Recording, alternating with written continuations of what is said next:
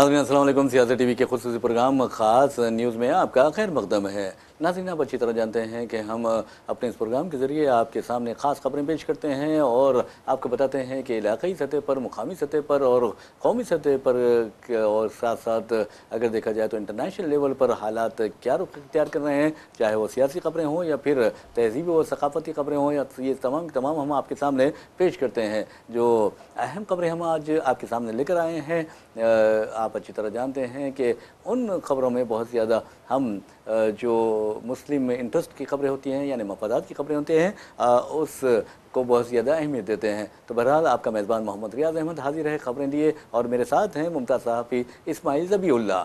तो बहरहाल पहली खबर जो हम आपको बता रहे हैं वो ये है कि मदीना मुनव्वरा से हैदराबाद आने वाली जो परवाज़ है उस के बारे में कहा यह जा रहा है कि 12:30 बजे, आज 12:30 बजे दोपहर एक ईमेल मौसूल होता है, और वो भी इंडिगो की फ़्लाइट है, और उसमें ये कहा जाता है कि तैयारी में बम रख दिया गया है। तो बहरहाल 12:30 बजे वो उसका हैदराबाद आने के बजाय रुख जो है वो अहमदाबाद के सरदार वल्लभ भाई पटेल एयरपोर्ट पर मोड़ दिया जाता है, और वहाँ पर बहिफाजत वो लैंड भी करता है। तो बहरहाल बाद में जब ये देखा गया कि क्या कोई धमाको मादा या फिर बम या कोई और धमाको अशिया या आला मौजूद है, लेकिन लाख तलाशी के बावजूद भी ये खबर झूठी साबित हुई है। वैसे भी नाज़रीन, आप अच्छी तरह जानते हैं कि ऐसा लगता है कि एक मनसूबाबंद साजिश के तहत या फिर नापाक अज़ाइम के तहत इस तरह की धमकियाँ दी जाती हैं, और जो मफादात हासिला होते हैं, वेस्टेड इंटरेस्ट होते हैं, वो अपने मफादात की तकमील कर लेते हैं। हालिया अरसे के दौरान आपने देखा कि कई मुकामात पर, मुंबई हो या हैदराबाद हो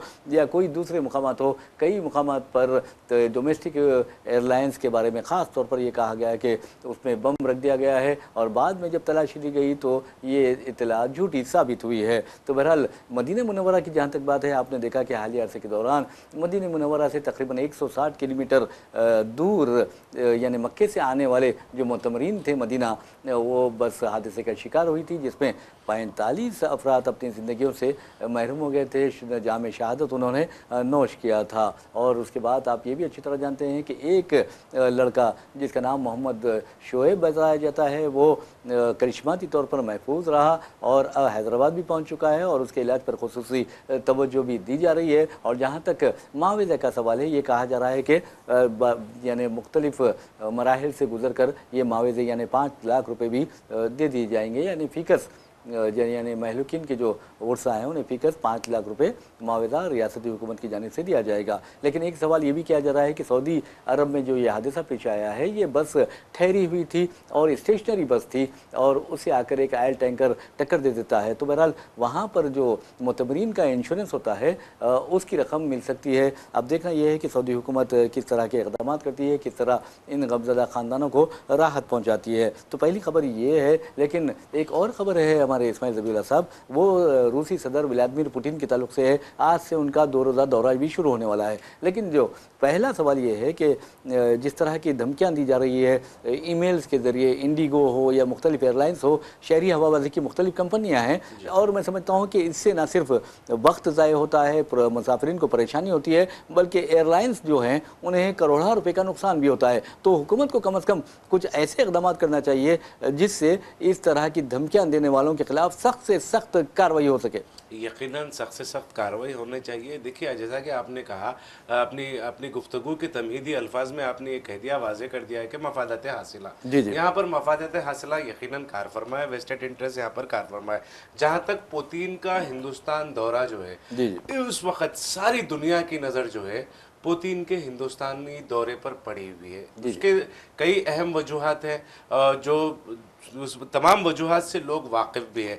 एक सबसे अहम वजह यह है कि फ़िलहाल हिंदुस्तान के अमेरिका के साथ जो ताल्लुक़ात है वो कशीदा है, और अमेरिका हिंदुस्तान जो है एक ऐसे वक्त में चाइना और रशिया से क़ुरबत ले रहा है, क़रीब हो रहा है, जिस वक्त जो है रशिया जो है सख्त मुखालिफत में नेटो का जो यूक्रेन का जो मसला है, वो यूक्रेन के मसले में जो है वो अमेरिका के मद्दे मुकाबिल खड़ा हुआ दिखाई दे रहा है। अब चाइना का मौक़िफ़ अमेरिका के मुताल्लिक़ किस तरह का है वो तो वाज़ेह है। अब दो बड़े सुपर पावर के बीच में हिंदुस्तान जो है एक बेहतरीन खारिजी पॉलिसी इसको हम कह सकते हैं, मगर इससे नुकसान भी हो रहा है।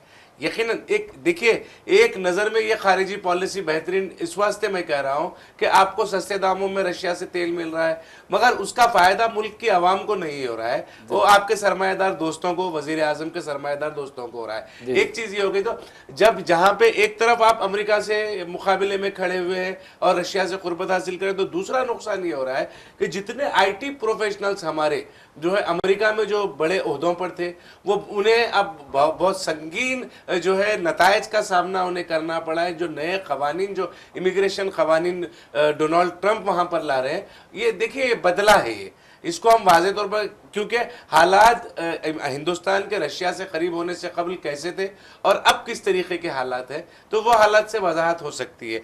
और जहाँ तक पुतिन का सख्त हिफाजती इंतजाम, SWAT स्वाट जो एक मतलब हसास इदारा है, जो बहुत ही हिफाजती इंतजामात में बहुत महारत रखने वाला इदारा है, उसकी निगरानी में पूरे इंतजामात, सिक्योरिटी इंतजामात दिल्ली में किए जा रहे हैं। जी जी, नाज़रीन आपको बता दूं कि जहाँ तक व्लादिमीर पुतिन के दौरे का सवाल है, ये दौरा बहुत ही अहमियत का हामिल है, जैसा कि इस्माइल ज़बीहुल्लाह ने भी कहा है। और आपको ये बता दूं कि दिल्ली में ये कहा जा रहा है कि इस तरह के सिक्योरिटी इंतजाम किए गए हैं जिसकी माजी में नज़ीर नहीं मिलती या मिसाल नहीं मिलती। और एक अहम बात यह है कि मल्टीपल सिक्योरिटी जो यूनिट्स हैं वो जॉइंटली काम कर रहे हैं, मुश्तरका तौर पर काम कर रहे हैं। और वहाँ पर पुतिन के बारे में यहाँ तक नहीं बताया गया, अब तक जो खबरें आ रही हैं, इंकशाफ नहीं किया गया है कि वो कहाँ ठहरने वाले हैं। राजदारी में रखा गया, पूरा राजदाराना पूरा। और मैं समझता हूँ कि अमेरिकी सदर डोनाल्ड ट्रंप के दौरे के मौके पर भी इस तरह की सिक्योरिटी राजदारी नहीं बरती गई थी। लेकिन हमारे ज़राए ने कहा है कि वज़ीर आज़म नरेंद्र मोदी जो हैं वो पुतिन के एजाज़ में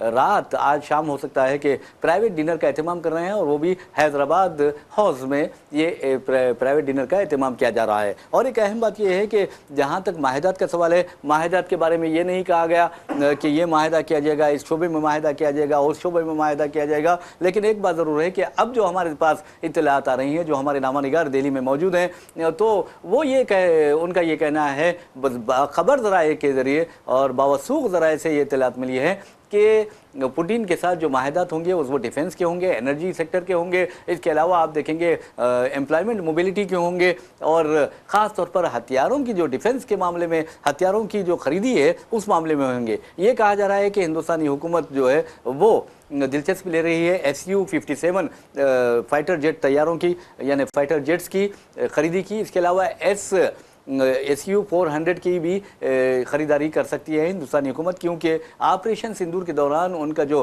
परफॉर्मेंस रहा है उन लड़ाका तैयारों का वो गैर मामूली रहा है, और हिंदुस्तान इसमें दिलचस्पी ले रही है। और दूसरी तरफ अमेरिका फिल वक्त मैं समझता हूँ कि परेशान होगा कि आखिर हिंदुस्तान करेगा तो क्या करेगा। वैसे भी अमेरिकी सदर डोनाल्ड ट्रंप ने वज़ीर आज़म नरेंद्र मोदी को और उनकी हुकूमत को ये इंतबाह दिया था कि अगर तुम रूस से तेल खरीदोगे तो फिर तुम्हारी खैर नहीं है। और आपने देखा कि वज़ीर नरेंद्र मोदी ने उसका कोई जवाब नहीं दिया। हालांकि जो सेल्फ रेस्पेक्ट होती है, चाहे वो किसी कौम की हो, चाहे किसी शख्स की हो, और वज़ीर आज़म की खुद क्यों ना हो, वो बहुत ज़्यादा अहमियत रखती है। और अगर ट्रंप इस तरह की धमकी देते हैं तो फिर टिट फॉर टैट, यानी ईंट का जवाब पत्थर से हिंदुस्तान को देना चाहिए था। लेकिन हिंदुस्तान ने अपनी खारजा पॉलिसी, यानी मजहूल खारजा पॉलिसी की वजह से उसे जवाब नहीं दिया। लेकिन अब आप देखिए, यूक्रेन जैसे मुल्क के जरिए अगर रूस को तबाह करने की कोशिश की जा रही है तो रूस भी डटा हुआ है, और उस सिलसिले में उसके साथ चीन खड़ा हुआ है। लेकिन आप देखेंगे कि हमेशा अमेरिका अमेरिका अमेरिका, यहाँ तक कि हमारे वज़ीर आज़म नरेंद्र मोदी ने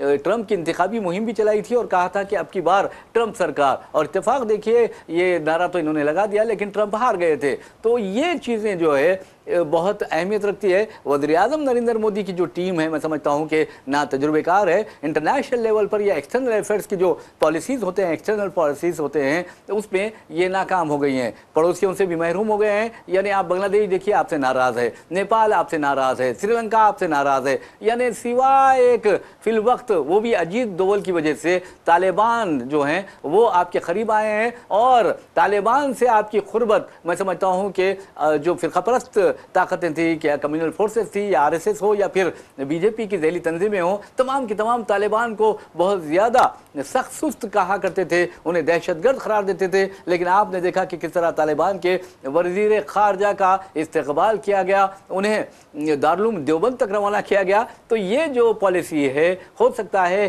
कि पाकिस्तान के खिलाफ इस्तेमाल की जाएगी। और हम अपनी फ़ौज को सलाम करते हैं कि ऑपरेशन सिंदूर के वक्त जिस अंदाज में फ़ौज ने कार्रवाई की वो गैर मामूली है। लेकिन आप देखेंगे कि मोदी जी जिस अंदाज में अमरीकी सदर के सामने ज़ुबान नहीं खोलते, अब ये देखना है कि वो ट्रंप के बरक्स पुतिन के साथ किस तरह का रवैया इख्तियार करते हैं। लेकिन एक बात ज़रूर है कि जो तेल खरीदा गया है रूस से और अमेरिका उसके खिलाफ है, उसकी नतीजे में तलखियाँ बढ़ गई थी और आज भी कशीदा हालात पाए जाते हैं हिंदुस्तान और पाकिस्तान अमेरिका के दरमियान। ऐसे में आपको बता दूं कि रूस से ज़बी साहब तकरीबन $54 बिलियन का तेल खरीदा गया और अमेरिका इस बात को लेकर नाराज़ है कि हिंदुस्तान तेल तो रूस से खरीद रहा है लेकिन उसे ज़ायद कीमत में यूरोपियन कंट्रीज़ को फ़रोख्त कर रहा है।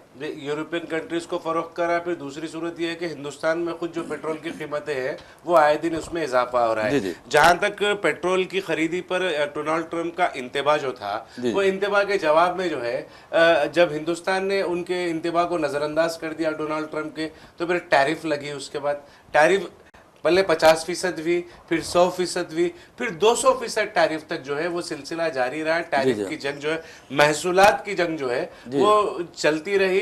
डोनाल्ड ट्रंप अपना जारहाना रुख इख्तियार किए हुए अमेरिका हिंदुस्तान के खिलाफ में। हमने उनके जारहाना रुख का नतीजा ये देखा कि हमारे नौजवानों को जब वहाँ से गिरफ्तार किया गया इलीगल इमिग्रेंट्स के तौर पर, तो उनके हाथों में हथकड़ियाँ, पैरों में बेड़ियाँ डालकर उन्हें फौजी जहाज़ों से भेजा गया। फिर उसके बाद वहाँ पर जो लोग मतलब पीआर पर है, परमानेंट रेसिडेंट पर है और फिर दूसरे जो इमिग्रेंट वीज़ा पर है, उन लोगों के जो वीज़ा फीस है वो वीज़ा फीस में बेतहाशा इजाफा कर दिया। H1B वीज़ा के जो H1B वीज़ा के जो फीस है उसमें बेतहाशा वहां पर इजाफा कर दिया गया। और फिर आपकी खारिजा पॉलिसी, जैसा कि आपने कहा, मैं खारिजा पॉलिसी बेहतर इसलिए कहा कि उनकी नज़र के हिसाब से रशिया से जब तेल ये खरीद रहे हैं तो कम से कम हिंदुस्तानियों को उसका फायदा होना चाहिए। नहीं होता है उसका फायदा ना हिंदुस्तानियों का हुआ ना किसी और को हुआ, उनके जो दोस्त हैं, सरमाएदार दोस्त हैं, उनको हुआ। और वहां पर अमेरिका में जो है एक ज़रे मुबाद आपको जो लाखों डॉलर्स का जो आपको आमदनी हिंदुस्तानियों से अमेरिका से हो रही थी वो पूरी आमदनी मार खा गई। तो दोहरी मार आपको यहाँ पर पड़ी।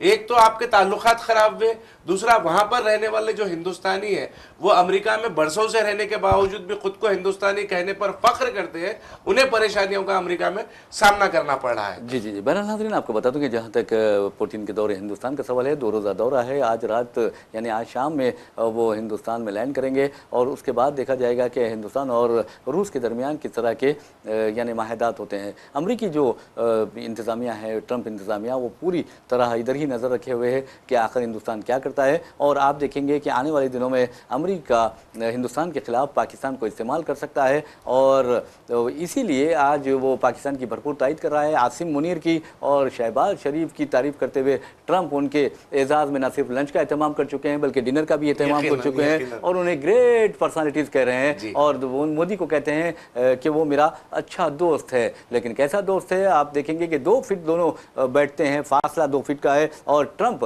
हिंदुस्तान को टैरिफ वैलेटर यानी सबसे बड़ा टैरिफ वैलेटर कहते हैं और मोदी जी है कि हमारे जो हिंदुस्तानी तारकिन वतन है उनके गैर कानूनी का होने का बहाना बनाकर उन्हें जिस बेइज्जती के साथ निकाला जाता है अमेरिका से, उस पर कोई बात नहीं करते। हाथों में फटकड़ियाँ, पैरों में बेड़ियाँ, यहाँ तक कि ज़बी साहब आप देखेंगे कि जो हमारे सिख भाई है, सिख नौजवान है, उनकी पगड़ियों को कूड़ेदान में डाला गया है, कचरेदान में डाला गया है। कितनी शर्म की बात है। क्या मोदी जी ये बात नहीं कर सकते थे? कर सकते थे। लेकिन मोदी जी की भी एक, मैं समझता हूं कि अब अमेरिका में या ट्रंप के दिल में कोई अहमियत नहीं रही, इसलिए कि ट्रंप जब हलफ ले रहे थे उस तकरीब में हमारे वजीर खारजा जयशंकर को मदऊ किया गया लेकिन मोदी को मदऊ नहीं किया गया। हालांकि ये खबरें भी आई थी कि पीएमओ ऑफिस से नुमाइंदगी की गई, इस मामले में पैरवी की गई, उसके बावजूद भी वो पैरवी फिजूल हो गई और उसके बावजूद भी आपको दावतनामा नहीं आया।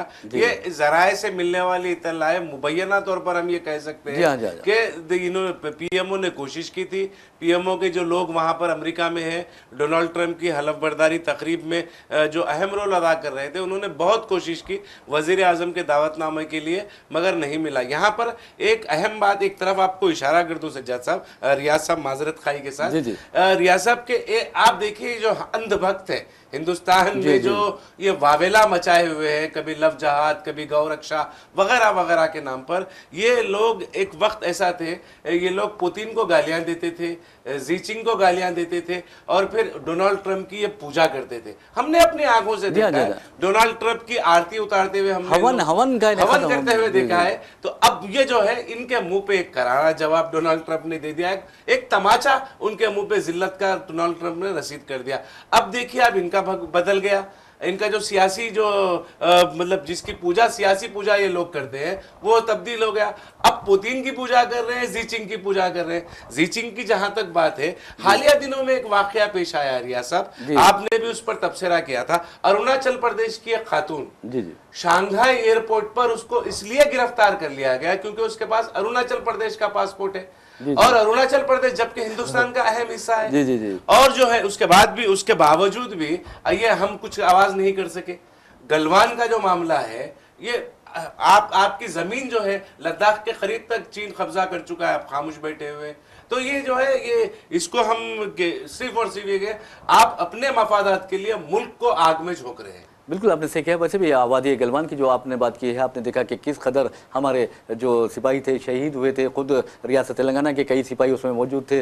तो बहरहाल नाज़रीन, आपको बता दूं कि जहाँ तक पुतिन का सवाल है, अब ऐसा लगता है कि वैसे भी अगर फितरी तौर पर देखा जाए तो हिंदुस्तान हमेशा से ही जो ब्लॉक रहा है, अमेरिका की तरफ नहीं रहा बल्कि रूस की तरफ रहा। लेकिन मोदी हुकूमत की वजह से, बीजेपी की वजह से, RSS की वजह से ये पॉलिसी तब्दील हुई। और उसके बाद आप देखेंगे कि जिस तरह इसराइल से बीजेपी ने खुर्बत इख्तियार की, जबकि हिंदुस्तान की ये पॉलिसी हमेशा यही रही कि हम फ़लस्तीनी काज की तायद करेंगे, इसराइल की मुखालिफत करेंगे, और ऐसा ही हुआ। तो बहरहाल वजह इसकी सबसे अहम ये है कि ये जो राइट विंग होते हैं, चाहे वो RSS हो या बीजेपी हो या RSS के कबील की दूसरी जमातें हों या उनकी जो झैली तंजीमें हों, तमाम की तमाम कम्युनिस्टों की दुश्मन होती हैं। और आप देखेंगे कि अमेरिका के उन्होंने खुर्बत इख्तियार की, लेकिन अमेरिका कभी ना किसी का हुआ ना होगा। अब मिसाल के तौर पर आप देखेंगे कि यानी अफगानिस्तान में अमेरिका पाकिस्तान के बलबूते पर लड़ता रहा। और आप ये भी देखेंगे कि बाज़ाब्ता तौर पर जो रिपोर्ट्स आई हैं मंजर आम पर, यानी तहकीकाती रिपोर्ट्स, उसमें वाज़ेह तौर पर कहा गया है कि अलकायदा हो या दहशतगर्दाना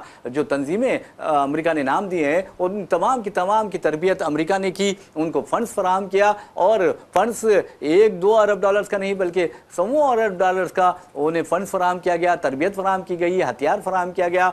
इसका मतलब यह है कि अमेरिका अपने मफादात के लिए किसी को भी इस्तेमाल कर सकता है, यूज एंड थ्रो का मामला उनके साथ कर सकता है। मोदी बड़े चहक रहे थे और बार बार लपक रहे थे ट्रंप के करीब और उनसे बगलगीर हो रहे थे, लेकिन आपने देखा कि ट्रंप ने वादे तौर पर कह दिया कि हिंदुस्तान वायलेटर है टैरिफ्स का, और टैरिफ्स भी आयद कर दिया, जबकि हिंदुस्तान उसका दोस्त यानी ट्रंप का दोस्त बता रहा था। बहरहाल हमारे मुल्क की भी कोई इज्जत नफ्स होती है और मोदी जी को उसका ख्याल रखना चाहिए। एक अहम बात आपको बता दूं कि जहाँ तक हथियारों के फराहमी का सवाल है, अब हिंदुस्तान एक तो चीन की तरफ खुर्बत इख्तियार कर रहा है। हालांकि चीन हमारा सबसे बड़ा दुश्मन, मैं समझता हूं कि चीन, अगर दुश्मनों की फेरिस्त तैयार की जाए तो चीन हिंदुस्तान का नंबर 1 दुश्मन होगा। 1, 2, 3 बोलिए। जी हाँ, बिल्कुल। नंबर 1, 2, 3 पर चीन रहेगा, चौथे, पांचवें, छठे नंबर पर दूसरे ममालिक, इवन सेकंड पे नंबर, यानी चीन के बाद अगर किसी का नंबर आएगा तो पाकिस्तान का आएगा। जी जी, यकीनन ये आएगा। आपने कहा कि अमेरिका से खुर्बत, डोनाल्ड ट्रंप से इनकी खुर्बत का खामियाजा, इसराइल से इनकी खुर्बत का खामियाजा हमारा लिए वेस्ट कॉरिडोर बंद हो गया रियाज साहब। जी जी, वेस्ट कॉरिडोर जो है, हमारे जो बंदरगाहों से जो हवाई जहाज निकलते थे, वो वेस्ट कॉरिडोर से गुजरते हुए जाते थे। वो सस्ते में वो जो खपत होती थी डीजल पेट्रोल की, ईंधन की जो खपत होती थी वो कम होती थी, और टैक्स जो अदायगी रहती थी वो भी कम होती थी। जी। मगर अब ये डबल उस पर हमारे जो मसनूआत है बैरूनी ममालिक को जा रहे हैं। इसराइल से आपकी मोहब्बत, ईरान से आपकी जो इख्तलाफात जो बड़े हैं इस दरमियान में हो, जी, जी। आपके लिए वेस्ट कॉरिडोर बंद हो गया है। ये सबसे नाकाम खारिजी पॉलिसी का नतीजा है। हिंदुस्तान अपनी आज़ादी के बाद जो है सबसे बदतरीन खारिजी पॉलिसी से गुजर रहा है। तो बिल्कुल आपने, और देखिए अभी ईरान से अगर आप ताल्लुकात अच्छे होते तो आपको बिल्कुल करीब से आपको पेट्रोल मिल जाता, तेल मिल जाता, लेकिन अमेरिका के दबाव में आकर आपने ईरान से दूरी इख्तियार की और उसके बावजूद अब आपको मजबूर होना पड़ रहा है रूस से कुर्बत के लिए। अब देखना यह है कि जिस तरह की सिक्योरिटी पुतिन को फराम की गई उसकी भी कई वजूहत हो सकती हैं और ये भी सवाल पैदा हो सकता है कि कोई ना कोई जो नादीदा ताकत होती है, यानी मिसाल के तौर पर ये कहा जा रहा है, मोसाद के बारे में कहा जा रहा है, CIA के बारे में कहा जा रहा है कि वो कुछ ना कुछ कर सकते हैं। तो हिंदुस्तानी हुकूमत के बारे में हम ये कह सकते हैं, हिंदुस्तानी हुकूमत की खारजा पॉलिसी बिल्कुल नाकाम है, लेकिन इंटेलिजेंस जो है वो अजीत डोवल जैसे कौमी सलामती के जो मुशीर हैं उनकी क़यादत में अच्छा काम कर रही है, लेकिन बाद मुकामात पर उसकी जो कोताहियाँ हैं उसे भी नज़रअंदाज नहीं किया जा सकता। साहब आपने कहा कि मतलब अजीत डोवाल का आपने जिक्र किया, आपने नेशनल सिक्योरिटी मुशीर जो है, कौमी सलामती के मुशीर जो है उनका जिक्र किया, जिसको बहुत बड़ा एक हवा के तौर पर पेश किया जा रहा है। मगर हमने देखा है कि पहलगाम का जो वाक़या पेश आया और दिल्ली में जो बम धमाका हुआ वो आपकी जो खुफिया एजेंसियों की जिम्मेदारियां हैं उनकी नाकामियों का नतीजा है। आपके पास अगर ये बर वक्त इत्तलात मिल जाती तो मासूम शहरियों की जानों को बचाया जा सकता था।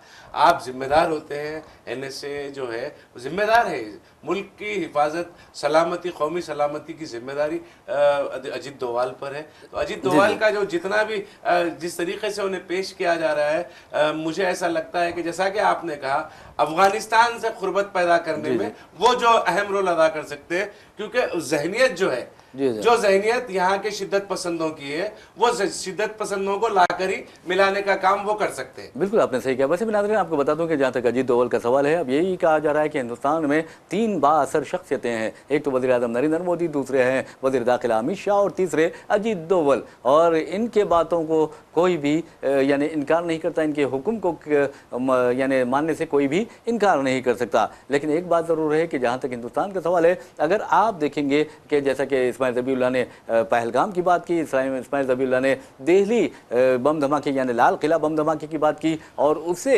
सिक्योरिटी फेलियर या इंटेलिजेंस फेलियर का नाम भी दिया है। बेशक ये हुआ है, लेकिन आप अंदाज़ा कर सकते हैं कि उस सिलसिले में जिन लोगों की गिरफ्तारियां हुई हैं, यानी डॉक्टर्स को गिरफ्तार किया गया है, उलमा को गिरफ्तार किया गया है और आम शहरियों को गिरफ्तार किया गया है। और इस बारे में जो फ़िरका परस्त फोर्सेस हैं या कम्युनल फोर्सेस हैं वो यही कह रही हैं कि अब मुसलमान जब भी कोई ऐसा काम करता तो कहते थे कि ये इल्म से ला इल्म है, ये जाहिल है, ये काहिल है, इस तरह की बातें की जाती थी। लेकिन अब तो डॉक्टर्स भी इस मामले में आ गए हैं, यानी जो अक्सरियती तबका है उसे गुमराह करने की कोशिश की जा रही है और इस तरह के बयानात दिए जा रहे हैं। और अफसोस की बात यह है कि सुप्रीम कोर्ट ने वाज़े तौर पर यह हुक्मनामा जारी किया था, यह हुक्म सादर किया था कि अगर कोई इश्तियाल अंगेज़ी करता है, चाहे वो किसी आला ओहदे पर ही फायज क्यों ना हो, तो उसके खिलाफ फौरी कार्रवाई की जाए। लेकिन अफसोस की बात यह है कि सुप्रीम कोर्ट के इस हुक्मनामे के बावजूद भी आप देखेंगे कि बीजेपी से ताल्लुक़ रखने वाले और RSS से ताल्लुक़ रखने वाले, RSS के ज़ैली तंजीमों से ताल्लुक़ रखने वाले,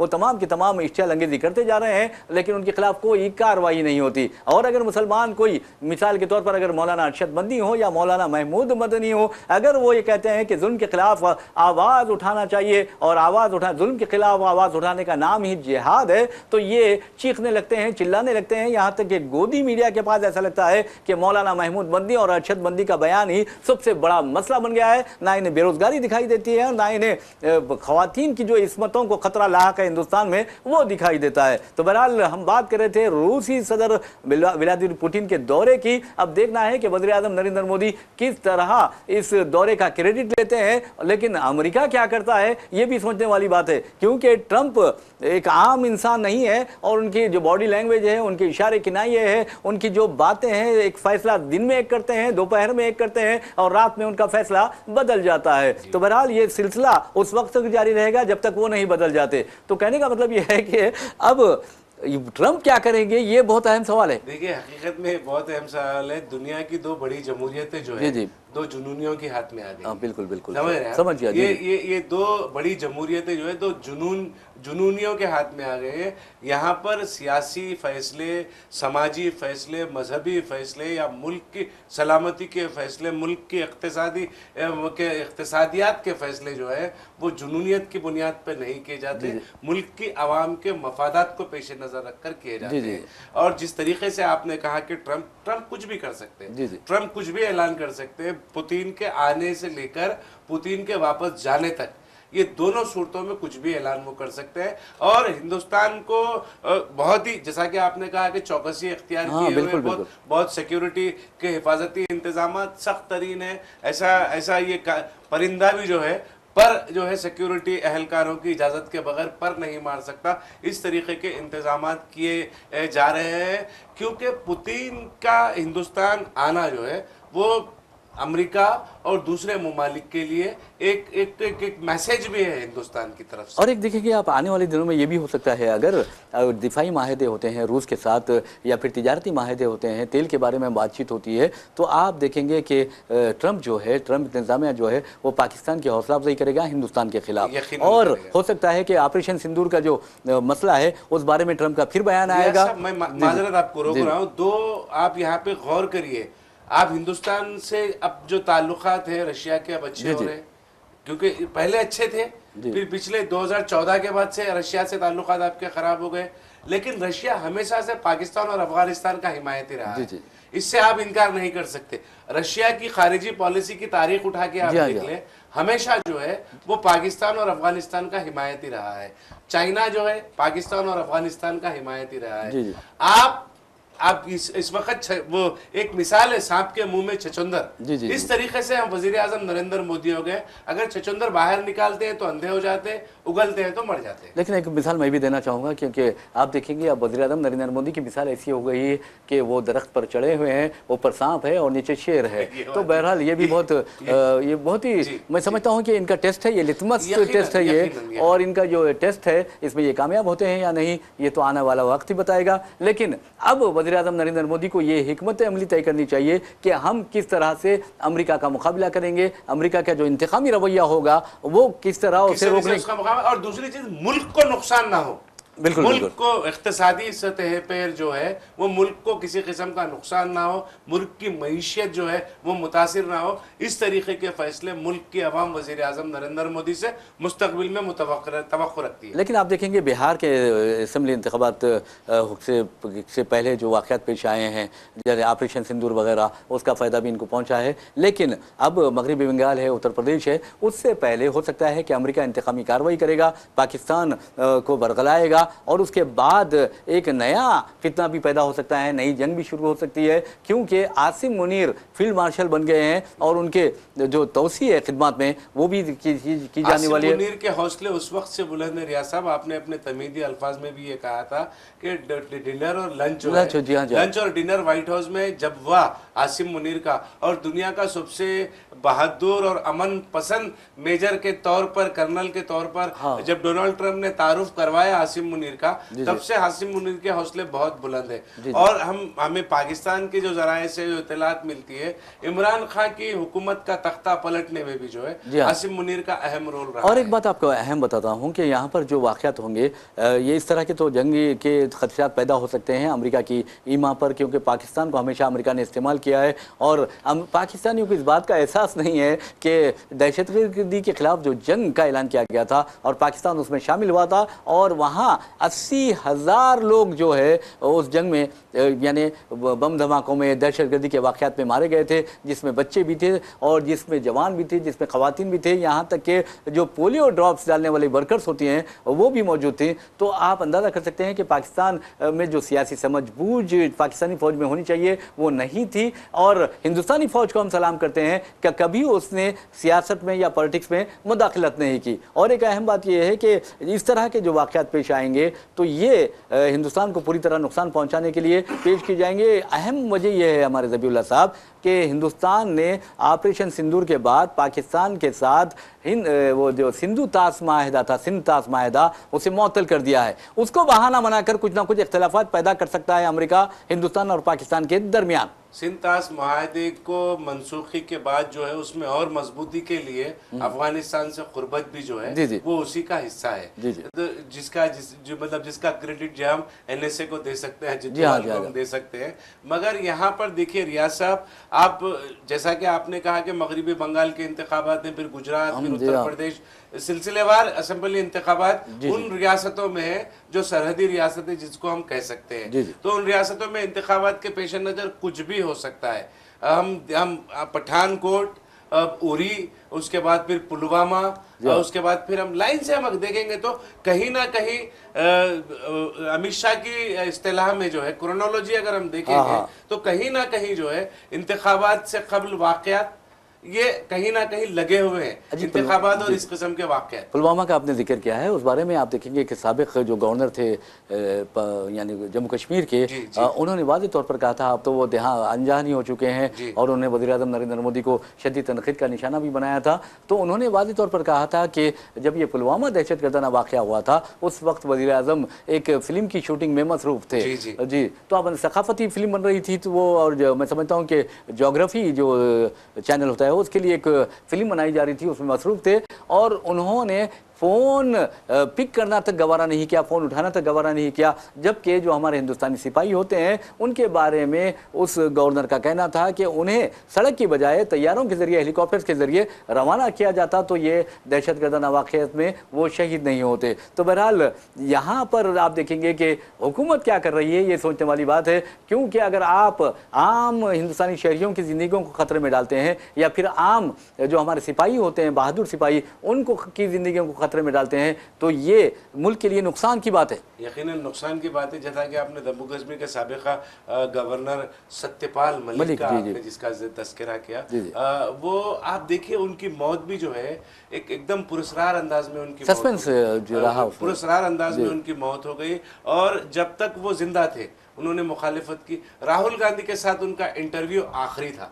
राहुल गांधी ने अपने ट्वीट, अपने जितने भी सोशल मीडिया अकाउंट्स हैं उस पर वो इंटरव्यू पोस्ट किया है। हमारे नाजरीन राहुल गांधी के वो सोशल मीडिया अकाउंट्स पर जाकर वो इंटरव्यू देख सकते हैं। उन्होंने खुलकर उसमें बात कही थी। वो उनका एक पब्लिक इंटरव्यू जिसको हम कह सकते हैं वो आखिरी था। अचानक उसके बाद से वो कोलैप्स हो गए और वो मतलब वो अनजहानी हो गए। नहीं, देखिए इस तरह के जो वाक़यात होते हैं, सत्यपाल मलिक खटक रहे थे मोदी हुकूमत की आंखों में। और आप ये भी देखेंगे कि कई जो एजेंसीज हैं हमारी मरकज़ी एजेंसीज, उनके खिलाफ शिकंजा कस रहे थे। और आपको याद होगा कि ओमपुरी का जब फिल्म स्टार ओमपुरी का जब इंतकाल हुआ या डेथ हुई, वो एक अच्छा इंसान और जो हिंदुस्तानी तहज़ीब, हिंदुस्तानी तमद्दुन, गंगा जमनी तहज़ीब के हामी थे, और वो हिंदुस्तान और पाकिस्तान के दरमियान दोस्ती की बात करते थे। तो उनकी जो मौत हुई है वो भी मिस्टीरियस अंदाज में हुई, एक अजीब गरीब अंदाज में हुई। उस पर भी शुकूक व शुबात ज़ाहिर किए जा रहे हैं। यहाँ तक कहा गया कि उन्हें कत्ल किया गया। सत्यपाल मलिक को भी अगर आप देखेंगे तो उनकी भी हालत जिस अंदाज में ख़राब हुई, उस बारे में भी शुकूक व शुबात पैदा किए गए या पैदा हुए। जी, तो यकीनन ऐसे बहुत सारे वाक़यात भी 2014 के बाद पुरअसरार अमवात के VVIPs के जो है वो पेश आए हैं। अगर उनके ऊपर तहक़ीक़ात अगर कराई जाए तो जो हक़ाइक़ हैं वो निकल कर सामने आएंगे। और यकीनन ये तहक़ीक़ात होगी। ये मुझे यकीन है कि 2029 के बाद ये तहक़ीक़ात तवक्को है कि इन तमाम वाक़यात पर पुरअसरार अमवात के जो वाक़यात हैं VVIPs के, उस पर अगर एक बार तहक़ीक़ात हो जाए तो फिर हक़ाइक़ निकल कर सामने अवाम के आ जाएंगे। अवाम को कब तक गुमराह रखा जाएगा? बिल्कुल। वैसे भी नाज़रीन आपको बता दूं कि जहाँ तक आज के जो हालात हैं इस्माइल ज़बीउल्लाह साहब, आज के जो हालात हैं, हिंदुस्तान जिस अंदाज़ में यानी मुख्तलिफ बहरानों का शिकार है, लेकिन हमारी जो मोदी हुकूमत है उसे ये बहरान दिखाई नहीं देते, और ना ही गोदी मीडिया इन बहरानों का जिक्र करता है, परेशानियों का जिक्र करता है। मिसाल के तौर पर बेरोज़गारी है, और इसके साथ साथ आप देखेंगे महंगाई है, और साथ आप ये देखेंगे कि ख़वातीन की जो इस्मतें हैं वो महफूज नहीं है। बीमारियां हैं और हद तो यह है कि सबसे बड़ी बीमारी फ़िरका परस्ती की है, तो उसके बावजूद भी आप देखेंगे कोई ऐसे इक़दाम नहीं किए जा रहे हैं जिससे इन मसाइल का हल निकले। और इस मामले में गोदी मीडिया का जो किरदार है वो मानदाना किरदार है और उसको गोदी मीडिया को सबक सिखाना ज़रूरी है और ये सबक जो जेंजी है या नौजवान नस्ल है वही सिखा सकती है और हिंदुस्तान को वही बचा सकती है, क्योंकि अब अदालतों पर भी उंगलियां उठ रही हैं और ये भी कहा जा रहा है कि अदालतों के जो फैसले आ रहे हैं वो हुकूमत के दबाव में आ रहे हैं। लेकिन हम इसको नहीं मानते, हम अदालतों का एहतराम करते हैं क्योंकि अदालत उज़्मा यानी सुप्रीम कोर्ट जो फैसले देती है हम हर हिंदुस्तानी को तस्लीम करना ज़रूरी होता है। तो बहरहाल नाज़रीन, ये तो पुतिन की बात कर रहे थे, लेकिन आपको बता दूं कि वज़ीर आज़म नरेंद्र मोदी हमेशा डॉक्टर मनमोहन सिंह को तनखीन का निशाना बनाते रहे और कहते रहे कि कांग्रेस या यूपीए की हुकूमत में हमेशा महंगाई में इजाफा हुआ है। पेट्रोल की कीमत बहुत ज़्यादा थी, जबकि पेट्रोल की कीमत उस वक्त 60 रुपये फ़ी लीटर थी और आज 115 रुपये के करीब है और हमारे शहर में 110 रुपये फ़ी लीटर पेट्रोल फ़रोख्त किया जा रहा है। और महंगाई का यह हाल है कि आम आदमी दाल खरीद कर भी नहीं खा सकता। 400% इजाफा हुआ है अशियाए माहतियाज की कीमतों में। तो बहरहाल अब वज़ीर आज़म को यानी बहैसियत चीफ मिनिस्टर गुजरात ये भी कहना था उनका कि रुपये की जो कीमत है या कदर है वो डॉलर के मुकाबले में गिरती जा रही है डॉक्टर मनमोहन सिंह के दौर में। तो लेकिन आप देखेंगे कि डॉक्टर मनमोहन सिंह के दौर में जो रुपये की कदर थी आज उससे मैं समझता हूँ कि डबल हो गई है, यानी गिर गई है कदर और आज 90.15 यानी कदर हो गई है डॉलर के मुकाबले में, यानी एक जो डॉलर है वो हमारे 90 रुपये के बराबर हो गया है। इस सिलसिले में ये कहा जा रहा है कि क्रिप्टो जो करेंसी के तबाही व बर्बादी हुई है वो भी एक वजह हो सकती है और बैरूनी सरमायाकार जो पैसा निकाल रहे हैं वो भी वजह बन सकती है। लेकिन मैं कहता हूँ ये वजह कुछ नहीं है, बल्कि सिर्फ और सिर्फ मोदी हुकूमत की नाकिस इक़्तिसादी पॉलिसी है, इकनॉमिक पॉलिसी है। माशी इनेतात का नतीजा इसको भी आप कह सकते हैं। और दूसरी चीज़ ये है कि जैसा कि आपने कहा मनमोहन सिंह के टाइम पे 40 रुपये 60 रुपये फी डॉलर रकम थी और कितना गिरेगा बहैसियत गुजरात चीफ मिनिस्टर नरेंद्र मोदी के ऑनलाइन जो है ये बयानात है। अब जो रुपये की कदर कल 90 रुपये हुआ था, आज 15 पैसे और मजीद जो है उसमें इजाफा हो गया है। तो रोज़ बरोज़ जो है रुपये की कदर डॉलर के मुकाबले में गिर रही है।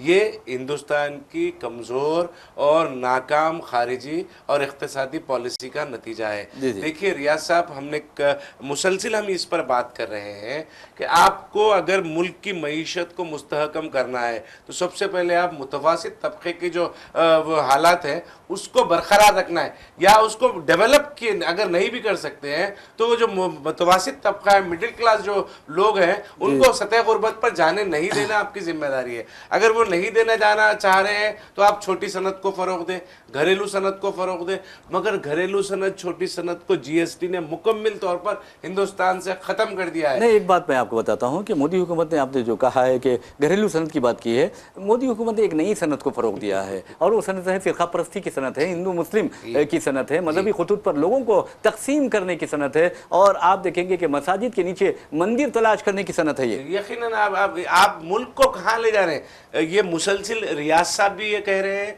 मैं भी ये मुसलसिल कहता आ रहा हूँ। अगर मुल्क को अगर आप फ़िरका परस्ती की तरफ ढकेलेंगे तो आपके सामने पाकिस्तान, अफगानिस्तान, बांग्लादेश 3 ऐसे ममालिक हैं जहाँ पर आटा 400 रुपये किलो बिक रहा है आज। आप ये समझ लें, आप अगर फ़िरका परस्ती की बुनियाद पर अगर इस मुल्क को फ़रोग़ देना चाहेंगे तो फिर आटा 400 रुपये और 200 रुपये किलो प्याज आपको खरीदनी पड़ेगी। बिल्कुल, टमाटर की क्या हालत है समझ रहे हैं आप, पाकिस्तानी टमाटर नहीं खरीद सकते, शक्कर खरीद नहीं सक रहे हैं वो लोग, यह हाल हो गया है। श्रीलंका का क्या हाल हुआ था आप देखिए। तो ये मजहबी जुनून पसंदी अगर आ जाएगी तो तबाही और बर्बादी हमारा मुकद्दर बन सकती है। ऐसे मुल्क को बचाना ज़रूरी है और जेंजी ये बचा सकते हैं इस मुल्क को। अब ऐसा मुझे दिखाई देता है, मुझे ही नहीं बल्कि सारे हिंदुस्तानियों को ये महसूस भी होने लगा है। मेरा नाज़रीन, हम बात कर रहे थे डॉलर की और आप देखेंगे कि मेरे नज़र में आप रुपये या डॉलर की कदर गिर भी जाती है तो गिर जाए, लेकिन इंसान को नहीं गिरना चाहिए। ये सबसे अहम बात है और हुक्मरानों को इस नुक्ते पर गौर करना चाहिए जी, क्योंकि अखलाकी गिरावट जो है, आप अगर मजहबी खुतूत पर फैसले करने लगेंगे, लोगों की हिमायत करने लगेंगे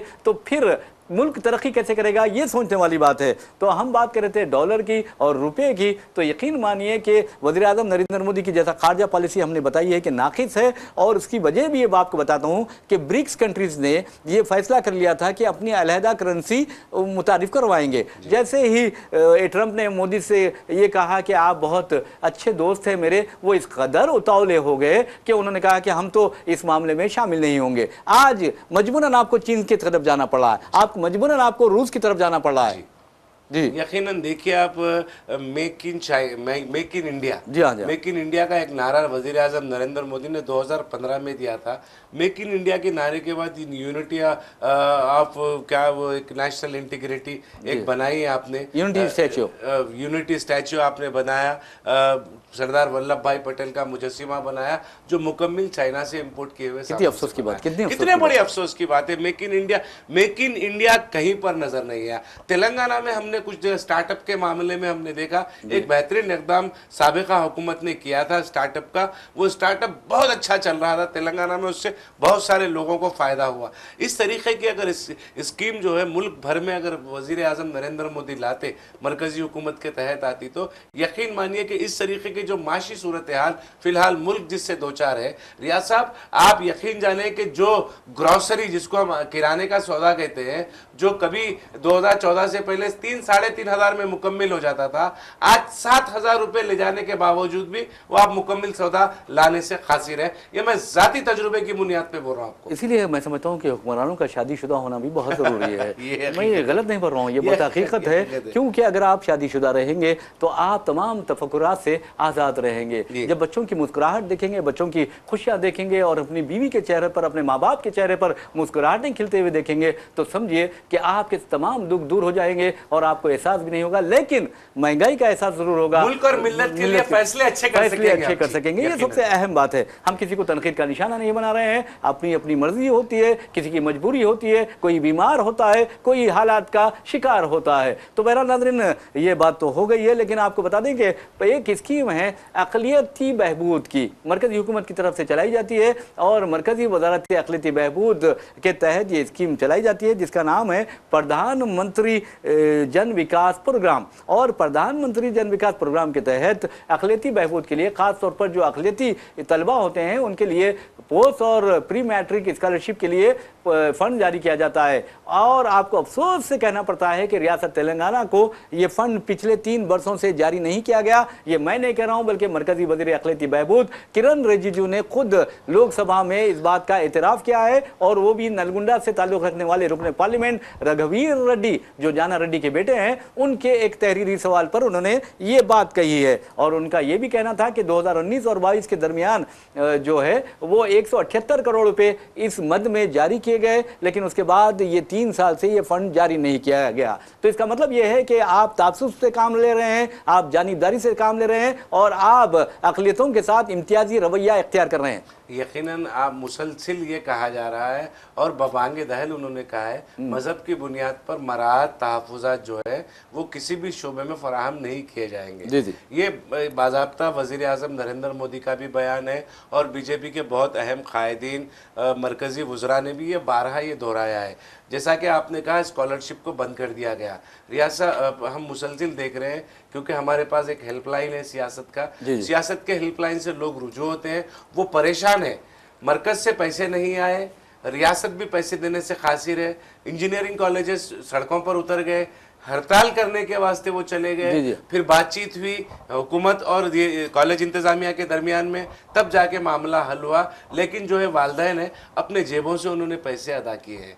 देखिए स्कूल की फ़ीस है, स्कूल की फ़ीस की जिम्मेदारी जब मरकज़ी हुकूमत ने ली थी तो आप बिला तफरीक मजहब की बुनियाद पर नहीं, गुरबत की बुनियाद पर अगर आप पैसे ट्रांसफ़र कर देते अकाउंटों में जो मुसलसिल चले आ रहे हैं 2014 से पहले से जो चले आ रहे हैं वो अगर कर देते तो फिर शायद हो सकता था कि भाई अक़लियतें ये सोचते थे कि भाई नरेंद्र मोदी वज़ीर आज़म होने के बावजूद भी अक़लियतों के साथ नाइंसाफ़ी नहीं कर रहे हैं, ख़ास तौर पर तालीमी शोबा जात में। और मैं समझता हूँ किसी कौम के साथ तालीमी जो शोबा होता है ना, तालीमी शोबे में अगर आप तासुब बरतेंगे, जानिबदारी बरतेंगे, तो जो सलाहियतें हैं यानी बासलाहियत जो जहन होते हैं वो फ़र्क नहीं पा सकते। माजरत रियात साहब, आपकी साजिशों की वजह से ये जो बासलाहियत जो जहन है वो रुकते नहीं, आपने देखा है ये तमाम कोशिशों के बावजूद भी अल्हम्दुलिल्लाह बहुत सारे डॉक्टर्स निकल कर आ रहे हैं, माशाल्लाह, बहुत सारे इंजीनियर्स आ रहे जी। हैं। अब वो यूपीएससी जहाज का एक वो सुदर्शन ने चलाया था, सुदर्शन चैनल जी हाँ, वाला जी जो हाँ, है, जी हाँ, जी हाँ। और उसने चलाने के बाद कुछ कमी आई है,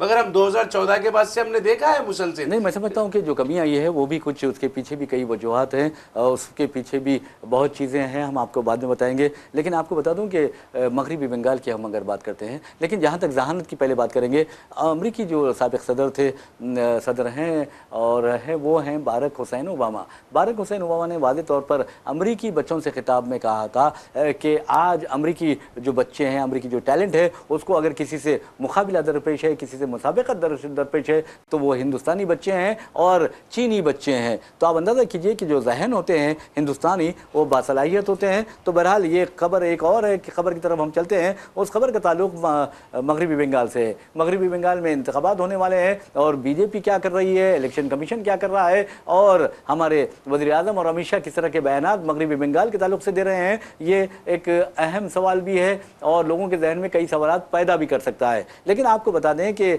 बाबरी मस्जिद के बारे में आप अच्छी तरह जानते हैं कि किस तरह गुंडों ने, दहशतगर्दों ने और गद्दारों ने, मेरी नज़र में तो गद्दार हैं, जो मुल्क के अमन को नुकसान पहुंचाते हैं वो गद्दार होते हैं। तो बहरहाल उन्होंने बाबरी मस्जिद को शहीद किया। अब तृणमूल कांग्रेस के एक रुकन असम्बली है, भरतपुर हल्के असम्बली की नुमाइंदगी करते हैं, हिमायूं कबीर उनका नाम है। उन्होंने ऐलान किया, एक तजवीज़ पेश की हमारे ज़बी साहब, कि ये तजवीज़ थी कि वो मुर्शिदाबाद जो बहुत ही मुस्लिम पॉपुलेटेड, डेंस पॉपुलेटेड एरिया है, उस इलाके में बाबरी मस्जिद का रेप्लिका यानी बाबरी मस्जिद की तरह एक मस्जिद तामीर करेंगे। लेकिन आप देखेंगे कि ममता बनर्जी बहुत ज़्यादा सेक्युलर हैं, उसके बावजूद ममता बनर्जी के एक कोलकाता के जो मेयर है फरहाद हकीम, उन्होंने ऐलान कर दिया है कि टीएमसी ने हिमायूं कबीर को इस बयान के बाद, इस तजवीज़ के बाद पार्टी से मुअत्तल कर दिया है।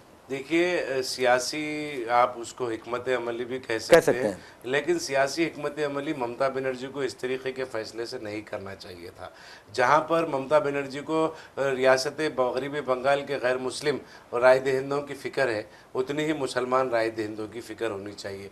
क्योंकि ममता बनर्जी पिछले असम्बली इंतखाबात में एक मगरबी बंगाल की एक बहुत बड़ी दरगाह है, वो दरगाह के जो मुतवल्ली सज्जादे हैं, वो जब मैदान में उतरे तो उसके बावजूद भी ममता बनर्जी डरी नहीं, घबराई नहीं। उन्होंने बाज़ाब्ता ऐलान किया कि कोई भी आ जाए, रियासत के मुसलमान मेरे साथ खड़े हुए हैं। तो आप ये सोचना चाहिए। और जो वोट कटवा पार्टी है उसको तो बड़ी मुंह की खानी पड़ी थी मगरबी बंगाल में, और आने वाले दिनों में उसी तरीके का नतीजा हम देखेंगे यकीनन।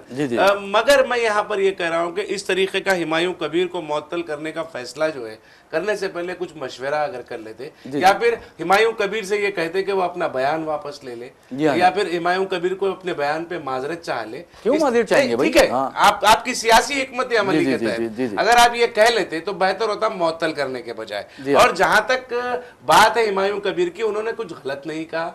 एक तमसील वहां पर उन्होंने बनाने की बात की बाबरी मस्जिद की, एक नई बाबरी मस्जिद जो है वो मुर्शिदाबाद में उन्होंने बनाने की बात कही। उसमें कोई खबात नहीं है, बुरी बात नहीं है। अगर उन्हें मतलब अल्लाह ने उन्हें नवाजा है तो वो बना सकते हैं, एक से जायद भी मसला। और दूसरी बात, अदालत जो है आस्था की बुनियाद पर, फेथ की बुनियाद पर, अकीदे की बुनियाद पर फैसले देती है। तो मैं भी आस्था की बुनियाद पर, मेरा अकीदा है, मैं बना सकता हूँ। आप कौन होते हैं जो मुझे रोकेंगे? अदालत के फैसले को मुसलमानों ने, जबकि रियाज साहब, जबकि आस्था की बुनियाद पर दिए गए फैसले के बावजूद भी हिंदुस्तान के मुसलमानों ने उस फैसले को कबूल कर लिया, मगर वो जो मानते हैं कि सुबह क़यामत तक वहां पर मस्जिद ही है। और दूसरी बात आपको ये बताता हूँ, सबसे अहम बात बताता हूँ, जो राम मंदिर बनाई गई है, खुद हमारे कई हिंदू भाइयों ने बताया है कि राम मंदिर उस मकाम पर नहीं बनाई जा सकी जहां पर बाबरी मस्जिद थी। जी, अब देखिए, झोल है और सियासी फायदे के लिए पूरा खेल रचा गया। आपने जैसा कहा, मैं हिंदुस्तान का सबसे पहला दहशतगर्द नाथूराम गोडसे को करार देता हूँ, जिसने मोहनदास करमचंद गांधी, महात्मा गांधी जिसको हम कहते हैं, उन्हें कत्ल किया। और दूसरे दहशतगर्द जो है बाबरी मस्जिद को शहीद करने वाले, ढाने वाले तमाम लोग मेरी नज़र में दहशतगर्द है। अरे मेरी नज़र में तो आपने जो कहा है, उसके अलावा तीसरी जो दहशतगर्द है वो थे जो गुजरात में 2002 में जो मुसलमानों का कत्लेआम किया, वो भी दहशतगर्द थे। और वो मैं समझता हूँ कि वो गुजरात के खसाई थे। और यकीन मानिए कि अदालत उन्हें बरी कर दिया, लेकिन याद रखिए कि ऊपर की जो अदालत है वो उसका ज़रूर उन्हें उसका सबक देगी, उसकी सज़ा देगी। यकीनन देगी। और जी, जी। जैसा कि आपने कहा, बर्बरियत जो थी, जुल्म बर्बरियत की इंतहा थी। और हमने देखा है कि उस वक्त के जो तड़ीपार थे आज मुल्क के रखवाले बने हुए हैं। बहरहाल मैं समझता हूँ कि हिंदुस्तान एक अजीम मुल्क है और इस तरह हिंदुस्तान को हम ये दुआ कर सकते हैं कि हिंदुस्तान को अल्लाह ताला तबाही और बर्बादी से बचाए, फ़िरका परस्तों से बचाए, बद नज़रों से बचाए और ऐसी ताकतों से बचाए जो हिंदुस्तान को हिंदू मुस्लिम में तकसीम करना चाहते हैं, हिंदू मुसलमानों को मज़हब की बुनियाद पर बांट कर अपना उल्लूसीदा करना चाहते हैं। तो बहरहाल मैं समझता हूँ कि इस तरह के जो लोग हैं वो लोग नहीं बल्कि उल्लू ही होते हैं जो मुल्क को नुकसान पहुँचाते हैं। तो नाज़रीन, इसी के साथ हम अपना प्रोग्राम ख़ास न्यूज़ इख्तिताम को पहुँचाते हैं। अपने मेज़बान मोहम्मद रियाज़ अहमद और मेरे साथी इस्माइल ज़बीउल्लाह को इजाज़त दीजिए। इंशाल्लाह फिर मुलाकात होगी, फिर बात होगी। तब तक के लिए अल्लाह हाफ़िज़। अल्लाह हाफिज़।